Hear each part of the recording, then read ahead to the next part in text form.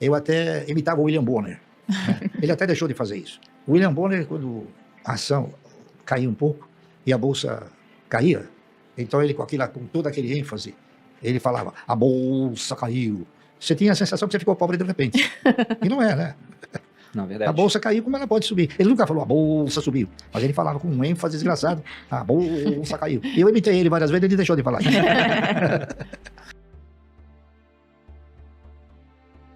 Você já fez uma conta, Parsi, para saber o quanto do seu patrimônio veio, por exemplo, após... Vou dar uma idade X aqui, 65 anos, porque o Warren Buffett lá fora, uma das coisas muito divulgadas sobre ele é que hoje a riqueza dele é de uns 110 bilhões, se eu não me engano, de dólares. E disso, 107 bilhões vieram após os 65 anos. Você sabe o quanto que veio na sua vida, assim, depois que você já estava aposentado, entre aspas? Olha, nós temos uma diferença muito grande. O Warren Buffett, ele administra um fundo. E o fundo não é só dele. Ele tem muitos que aplicam no fundo. E outra coisa, ele não distribui dividendos, entendeu? Ele gera o sentimento da valorização. E é claro, mas o sentimento, então, é que ele tem um patrimônio grande. E tem. Agora, não é só dele, entendeu? Ele é o gestor, aliás, com outros gestores também competentes. Então, há uma diferença muito grande entre ele e eu. Eu não sou um fundo. Holding, né? Não é isso? Eu tenho um fundo, mas eu não sou um fundo. Então, eu tenho a mesma característica dele na pessoa física. Enquanto ele tem o quê? Ele valoriza a cota. Tá correto? Então, o cidadão ganha na valorização da cota.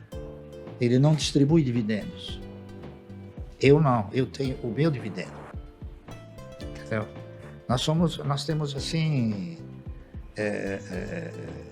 vamos supor, conceitos diferentes. Tá certo? Agora, é claro, ele também teve um sentimento de investir bastante aguçado, não é isso? E outra, ele teve também a felicidade de estar num país onde 90% investe na geração de riqueza. Sim. Não é aqui onde 99% investe o quê? Não, é agiota. Tá entendendo? Então, há essa diferença. Então, que ele comprou ações de empresa General Electric, Coca-Cola, West Fargo, né? Aqui você é obrigado a comprar outras empresas que não são idênticas lá. E o crescimento foi fantástico. Mas o padrão de multiplicação de patrimônio ele é muito parecido por conta da composição, fórmula, da equação. É o tempo. Exato, é o tempo. Então, se você for pensar nas histórias do livro, né? Sei lá, o primeiro milhão ali no final da década de 70 para o primeiro bilhão, que foi em 2012, eu me lembro, porque foi quando eu descobri que eu era filha de bilionário, enfim. Essa história é ótima, eu já contei que eu passei em frente à banca, vi lá meu pai, o Lírio Parisotto e o Guilherme Afonso Ferreira na capa da Exame, os bilionários da Bolsa. Eu, opa, como assim, né? Então, o primeiro bilhão que foi... pela revista, Pela então. revista, descobri pela revista. Então, imagina, do primeiro milhão no final da década de 70 para o primeiro bilhão, quantos anos não foram, né? Até 2012. Para 4 bilhões, 3,5, enfim, isso varia muito, mas multiplicou por 4 nos últimos 10 anos. Né? Então, obviamente, o tempo Há uma relação, né? Bem forte. Tá entendendo? Então, e tem uma outra coisa que eu procuro também divulgar com bastante ênfase. O cidadão que opera no mercado dentro desse foco de uma carteira de renda mensal, ele tem que se ater ao benefício do provento, não ao sentimento do patrimônio. O patrimônio, ele serve para alimentar e contemplar o teu ego. Então, ele tem um valor relativo, tá correto? Só para vocês terem uma ideia. Em aproximadamente 6 meses, o meu patrimônio caiu de 4 bilhões e 400 para 3 bilhões e 700. Então, teoricamente, eu perdi 700 milhões. Mas eu não perdi nada. Por quê? Porque eu não vendi. Entendeu? Então, o cidadão, ele tem esse sentimento retrógrado de que ele perdeu. mas ele não perdeu. Você está entendendo? Daqui a pouco, na hora que o mercado se movimentar positivamente novamente, ele pode ir a 5 milhões, entendeu? Então, o que a pessoa tem que se ater é no resultado. É aquilo que alimenta o caixa, não aquilo que alimenta o ego. Entendeu? É isso aí. Com certeza.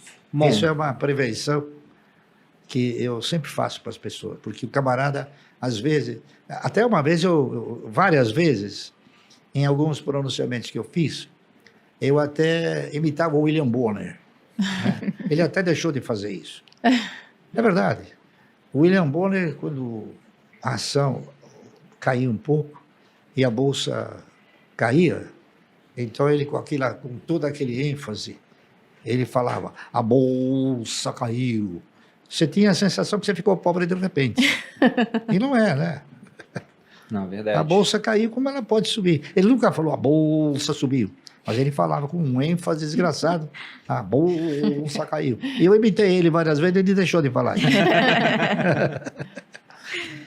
Foi bom. Barsi, e falando de erros e acertos, qual você considera que foi o seu maior acerto em bolsa? Por exemplo, a gente tem aqui na programação das aulas gratuitas que vão ao ar por conta do lançamento da segunda turma do MBA, um episódio onde você ganhou uma fortuna com o Santander. Essa seria o maior acerto a ser divulgado? Não, eu tive a oportunidade de assumir muitos acertos e alguns erros. Está entendendo? Nossa, a gente comprou muitas ações que hoje estão valorizadas, né? Eu cheguei a comprar Banco do Brasil a 60 centavos. Cheguei a comprar Klabin a 17 centavos. Tá entendendo? Cheguei a comprar Santander a 11 centavos. Então, não é um acerto só, são muitos. Mas é porque você está no meio, então você está analisando, você está olhando. Eu não quero ser futurólogo, né? E nem... Mas pode ser que daqui a pouco as ações da AES Brasil possam valer R$20. Então dobrou de preço. Entendeu? Uhum. É isso aí. Então, você investir, na razão direta que você investe, você retira papéis do mercado, então aquilo vai ficando cada vez mais difícil de você comprar. Mais escasso. Então, é uma questão de bolsa. Nada mais é do que volume de títulos de um lado e quantidade de recursos do outro. Na razão direta que você tem muito mais recursos, o preço aumenta. Na razão direta que você tem muito mais títulos, o preço diminui. Isso é um mecanismo tranquilo de se observar. Acho que o diferencial do case do Santander é porque, diferentemente de Banco do Brasil, Klabin, enfim, que foram ações compradas a centavos, essas ações foram compradas há 40 anos. Santander não. Santander foi comprada em 2006. O Banco do Brasil também. É que é um caso emblemático que mostra que foi algo recente, então quer dizer, não é que a estratégia funcionou porque ela começou há 40 anos atrás. Claro que isso também é um fator, mas tem dado certo também nesses últimos 20 anos, quer dizer, ela continua sendo uma estratégia atemporal e que pode sim, hoje, no dia de hoje, quem nunca teve contato com ações pode começar essa estratégia hoje, né? Então acho que o caso Santander pode não ter sido o maior, mas ele traz essa coisa emblemática de ter sido algo recente, né? Saiu de 11 centavos para 27, 28 reais, né? A gente falando de Symbiose, então... Bom, para quem quiser conhecer mais sobre isso, dia 27/1, essa é a terceira aula que nós teremos dentro do lançamento da segunda turma do MBA do Método Barsi. E para quem quiser se inscrever gratuitamente, tem um link aparecendo na descrição do vídeo e um QR Code aqui na tela.